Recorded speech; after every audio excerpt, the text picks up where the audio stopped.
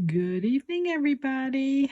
I am getting ready to start on a new piece, and I had this beautiful lapis right here, and I've gone through all the pieces and I've pulled out a few, and I think I'm going to make,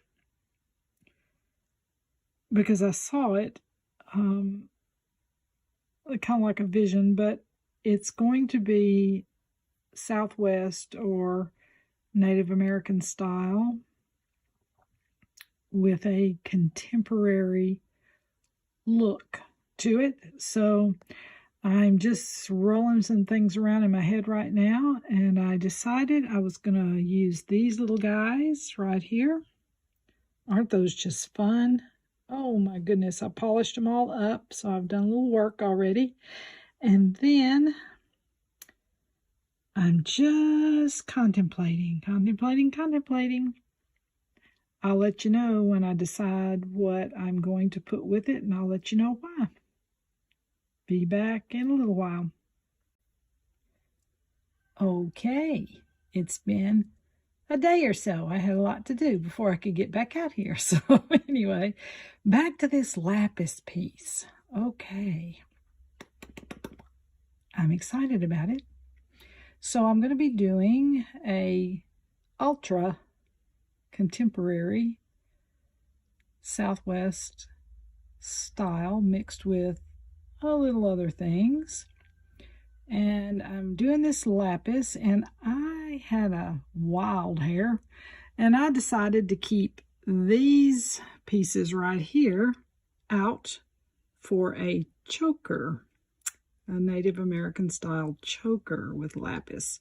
So I decided to pull those out, and I'm going to stick with these. I'm going to use this red quartz stone because a lot of lapis is mixed with red in Southwest and Native American styles. So I'm going to use that.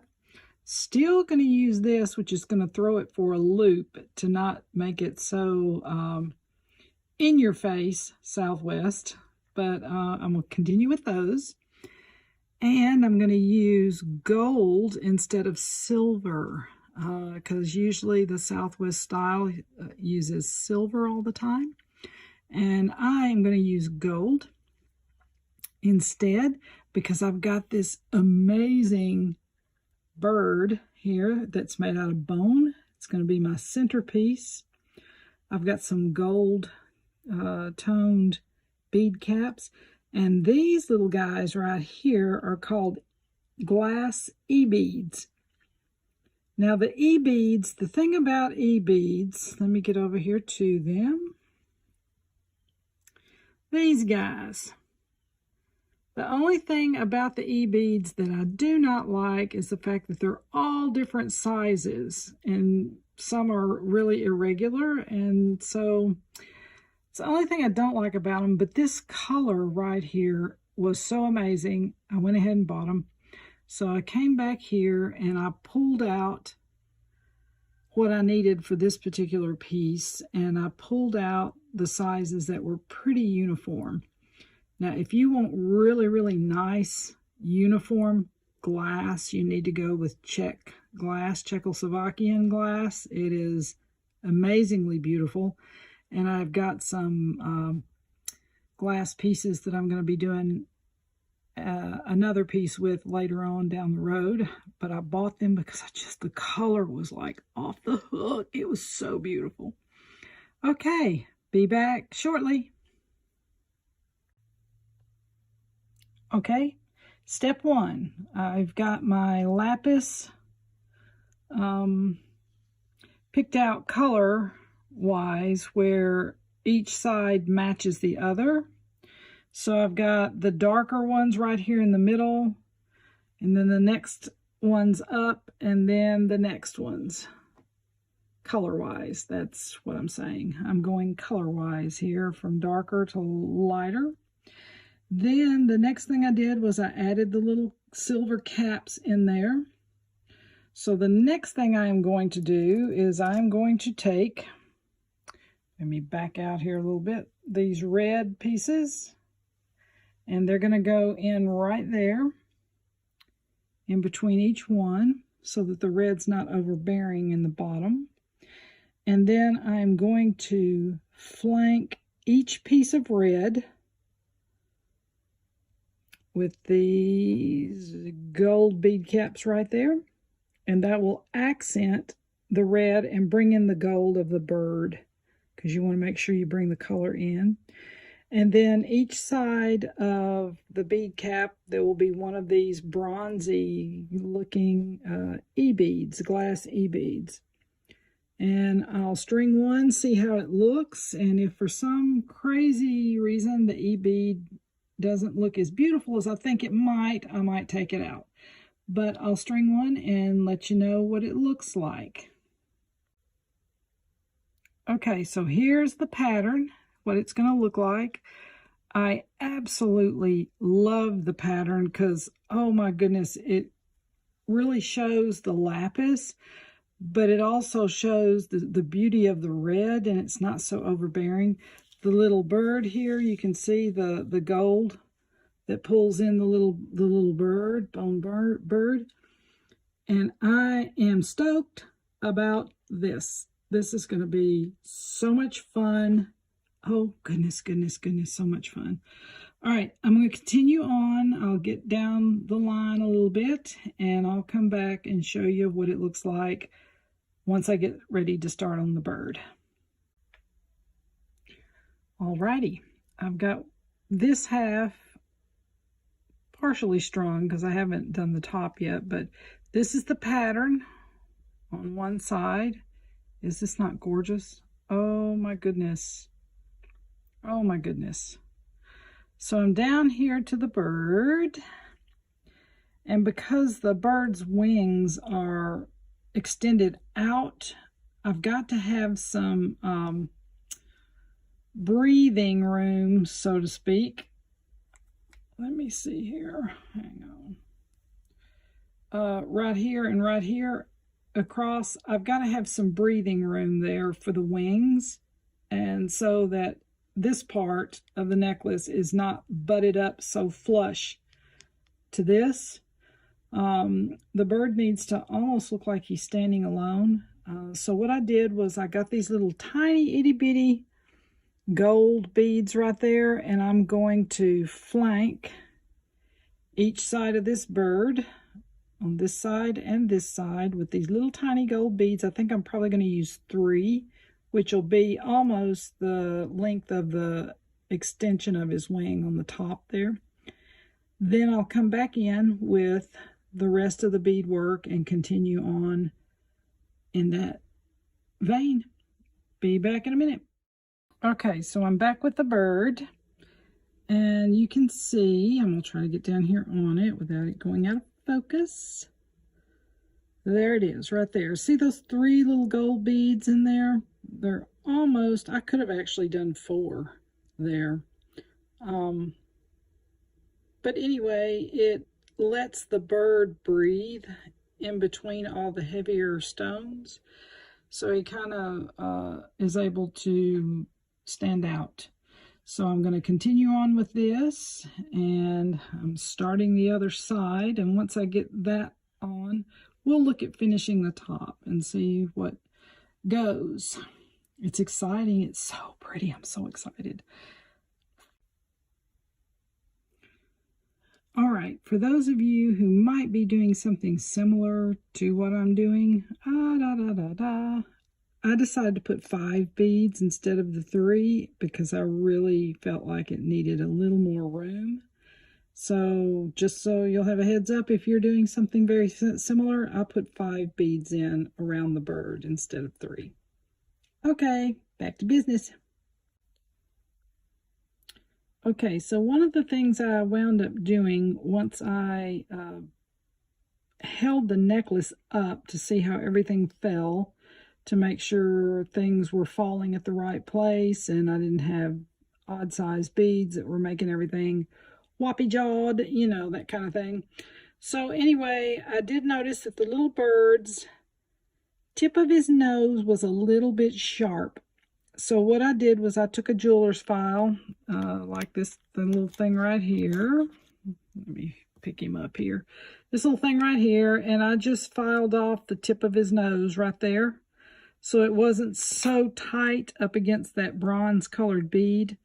And I may file it a little bit more, but right now it's not touching. It's just, there's just a hint of air in between his nose and that bead once you pick it up. But I'm thinking once it goes around the neck, it's going to be just right. But I'm going to check it just in case. But anyway, had to do a little adjusting there. Be back in a little bit. Well, actually, let me go back up here. So here's where we are.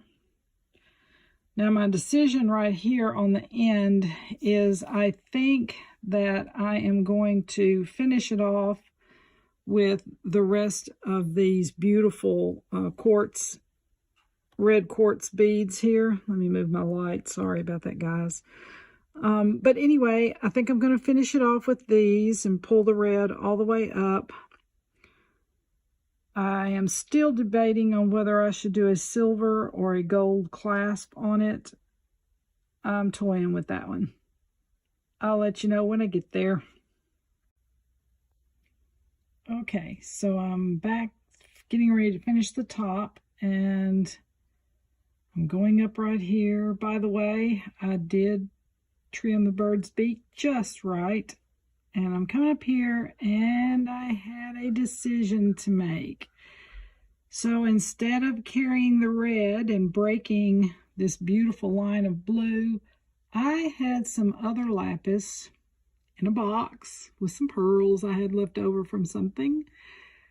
And I just never throw anything away, because you never know, you might just need that one little tiny bead, and you kept it. So anyway, I had these, and I thought, yes, they're a little lighter shade of lapis, but I'm okay with that. It's a beautiful blend.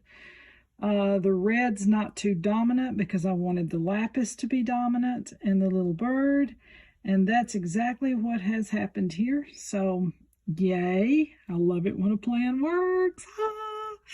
Okay, so I'm finishing this off right now, and I'm still toying with whether to do the gold or the silver clasp. I'm going to put it down here and play with it for a minute and just kind of see where my eye gravitates to. And what I did with the bead caps here is, instead of capping each side of the round beads, I just capped one side going up. If you can see that, I just wanted a tiny bit of light in there, not too overbearing, but just a little tiny bit of light. And that's where I am with it, and I kind of like it. So I think I'm going to go with this. I'm going to try to finish now. Okay, so I decided on the clasp. I had several things to choose from. I decided to go with the silver for two reasons. One, because I had these beautiful cones here that were in silver. But also on these little cones, you see those little grape-looking things right there, the little dots on it? Okay, I went over here and I had a clasp that had little dots on it. Oh my goodness. So I decided to use that one in order to kind of pull in that motif all the way to the top. And I still went with some gold up here, and I may put some gold finishing beads on it just to tie all it in together. I love the mixed metals. I always have. It's been kind of one of my signature things with pretty much all of my designs. It's rare if I have one metal color. But, you know, everybody has their own ideas, and those are great, and there's no right or wrong with it. It's just whatever your mind's eye or your spirit is seeing, and going with what your spirit is saying to you about something. So this is where I'm at. I'm going to finish this right now, and then we'll show you the finished product completely. Okay, I'm excited. I'm done. Oh my goodness. Here we go. So here's the clasp. You can see it's finished. I did add some finishing beads and gold to pull the gold all the way up. So we do have a mixture of gold and silver on here. I'm so excited. A little bit of touch of bronze, touch of red, and we go down here, and here's the little birdie bird, and he looks so cute. Oh my goodness. I actually tried this on, and his nose is exactly where it needs to be. So I'm glad I filed his little tip off a little bit there. But this is the whole thing. I will take some shots of it in a minute that are real shots so you can see what it looks like. Completed and on display for sale. See you guys later on the next project.